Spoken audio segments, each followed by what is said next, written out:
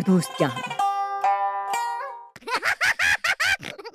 आज हम आपको कुछ ऐसे रिडल्स दिखाने जा रहे हैं जिनके जवाब आपके सामने ही होंगे, पर आप उनको देखकर भी इतना कंफ्यूज हो जाओगे कि आंसर बता ही नहीं पाओगे। और अगर आपने आंसर बता दिया तो आप अपने आप को एक काम इंसान समझना बंद करो और मान लो कि तुम एक जीनियस हो। तो अपने टैलेंट को पता लगाने के लिए इस वीडियो को पूरा जरूर देखना, और अगर अभी तक आपने हमारे चैनल को सब्सक्राइब नहीं किया है तो अभी करो यार, और बेल आइकन जरूर दबाना।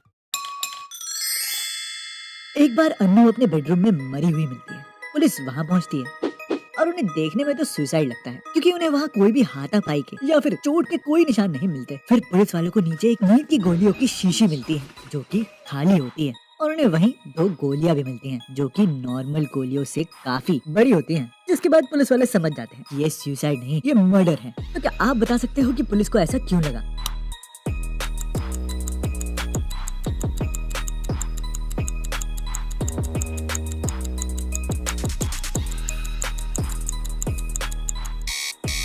क्या आपने तस्वीर को ध्यान से देखा था? तो दोस्त, पुलिस को ये मर्डर इसलिए लगा क्योंकि वहाँ रूम में एक भी बोतल या गिलास तो थी ही नहीं जिससे अन्नू गोलियां लेती, और गोलियां भी इतनी बड़ी थी कि उसे बिना पानी निगला भी नहीं जा सकता। तो असल में वहाँ मर्डरर ने अन्नू को जहर दे दिया होगा और उसे सुसाइड दिखाने के लिए वहाँ नींद की दवाइयों की शीशी रही होगी। तो बताओ, क्या आपको इसका आंसर पता चला था? एक बार आपका दोस्त आपको 50 रुपए देता है और वो कहता है कि मेरे लिए कुछ खाने के लिए, कुछ पीने के लिए, कुछ गाय को खिलाने के लिए और कुछ गार्डन में उगाने के लिए ले आओ, और आपके पास तो सिर्फ 50 रुपए हैं। तो बताओ आप क्या लाओगे?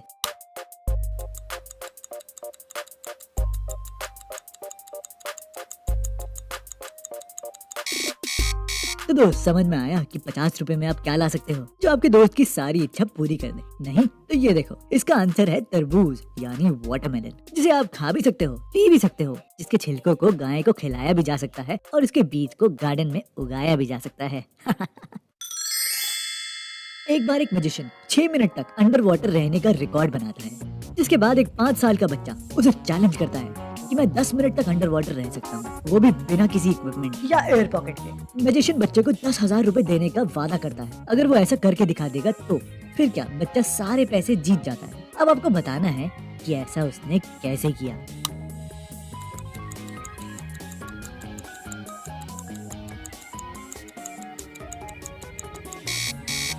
दोस्त, इसका आंसर मिला क्या?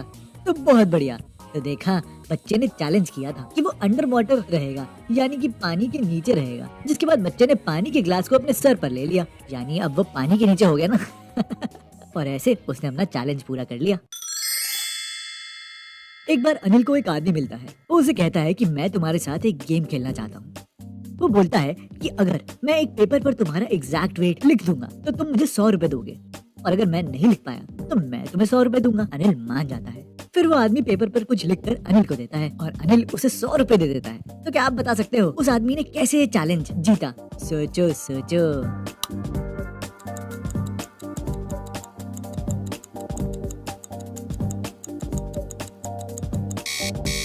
तो दोस्त, उस आदमी ने कहा था अनिल को कि मैं एक पेपर पर तुम्हारा एग्जैक्ट वेट लिख दूंगा तो तुम मुझे 100 रुपए दोगे। तो वो आदमी पेपर पर तुम्हारा एग्जैक्ट वेट लिख देता है।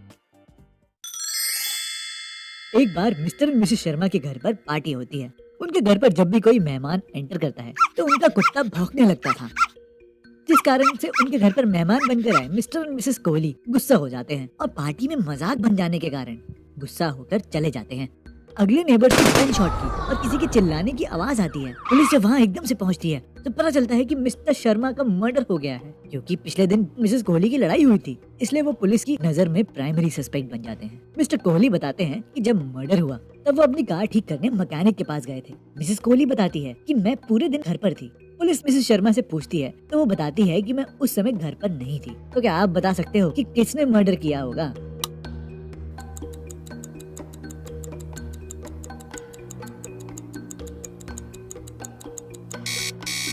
तो दोस्त, क्या समझ में आया कि कौन है मर्डरर?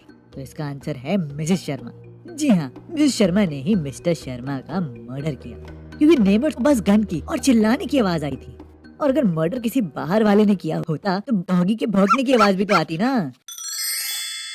एक बार आप एक आइलैंड में फंस जाते हो जिस पर सूखी घास है। अचानक से आइलैंड पर आग लगने लग जाती है और हवा आपकी तरफ बढ़ रही है, जिस कारण से आग आपकी तरफ ही बढ़ती जा रही है। और प्रॉब्लम ये है कि आप पानी छू नहीं सकते क्योंकि उसके अंदर मछली आपका ही इंतजार कर रही हैं कि आप कब किनारे आओ और वो आपको खा सके।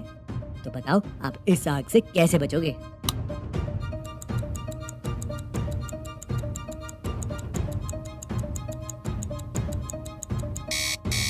तो दोस्त समझ में आया कि आप कैसे अपनी जान बचा सकते हो।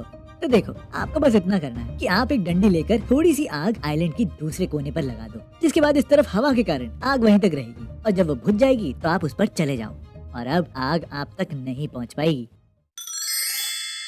एक बार संडे को बारिश में एक छोटे से शहर में एक्सीडेंट हो जाता है जिसमें एक रेड मिनी वैन एक औरत को हिट करती है। पुलिस को ऐसे मिनी वैन के 3 ओनर मिलते हैं। पहला महेश बताता है कि वो पार्क में पूरे दिन पेंटिंग कर रहा था जो उसकी हॉबी है। दूसरा तरुण बताता है कि वो और उसका दोस्त घर पर कंप्यूटर गेम्स खेल रहे थे। तीसरी ओनर है टीना बताती है कि उस टाइम वो शॉपिंग कर रही थी। तो बताओ इनमें से कौन झूठ बोल रहा है?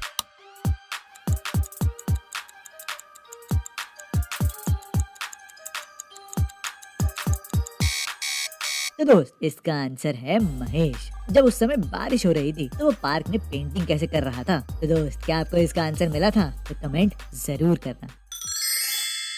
एक दिन रवि और शिल्पा पार्टी में जाते हैं और अपने बेटे पार्थ को घर छोड़ जाते हैं। जब वो घर वापस आते हैं तो पार्थ को कमरे में मरा पाते हैं। उस समय घर में 3 लोग मौजूद थे, मेड, बेबी सिटर और कुक। मेड कहती है कि घर में पानी खत्म हो गया था इसलिए मैं पानी की बोतल लेने दुकान पर गई थी। बेबी सिटर कहती है कि मैं तो पार्थ के कल के कपड़े धो रही थी। और कुक कहता है कि मैं तो पार्थ के लिए डिनर बना रहा था। इनकी बातें सुनने के बाद क्या आप बता सकते हो कि इनमें से किसने पार्थ को मारा?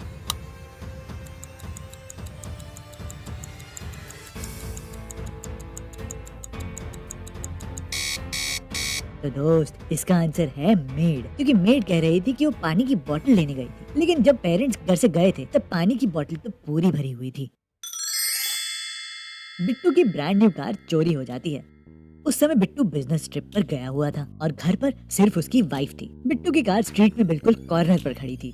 पुलिस जब बिट्टू की वाइफ से पूछताछ करती है तो वो बताती है कि रात के 10 बज गए थे और वो एक बुक पढ़ रही थी। तभी उसको आवाज सुनाई थी और उसने जब खिड़की से देखा तो एक लंबा सा आदमी बिट्टू की कार के सामने खड़ा था और जब वो बाहर जाकर देखती है तो तब तक वो भाग जाता है। वो पुलिस को बताती है कि आसपास कोई भी स्ट्रीट लाइट ना होने के कारण चोरों को कार चुराने में आसानी होती है। ये सब सुन के पुलिस वाइफ से कहती है कि मुझे पता नहीं कि आप झूठ क्यों बोल रहे हो, पर मैं पता लगा लूंगा। तो अब बताओ कि पुलिस वालों को कैसे समझ आया कि वाइफ झूठ बोल रही है?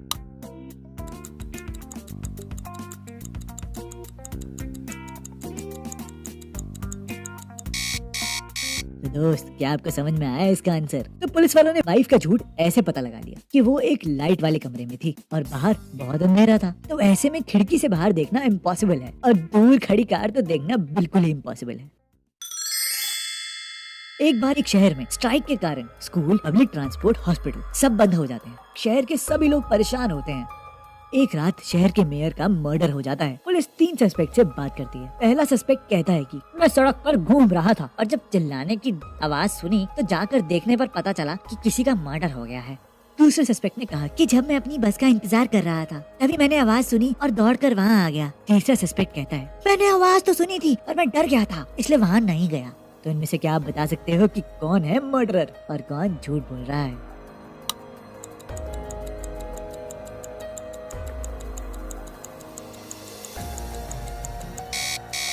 तो दोस्त इसका आंसर है दूसरा सस्पेक्ट झूठ बोल रहा है, क्योंकि स्ट्राइक होने के कारण पब्लिक ट्रांसपोर्ट तो चल ही नहीं रहे थे। तो वो कौन सी बस का इंतजार कर रहा था भाई? तो दोस्त थे ना कुछ मजेदार रिडल्स, कैसे लगे मुझे कमेंट सेक्शन में जरूर बताना।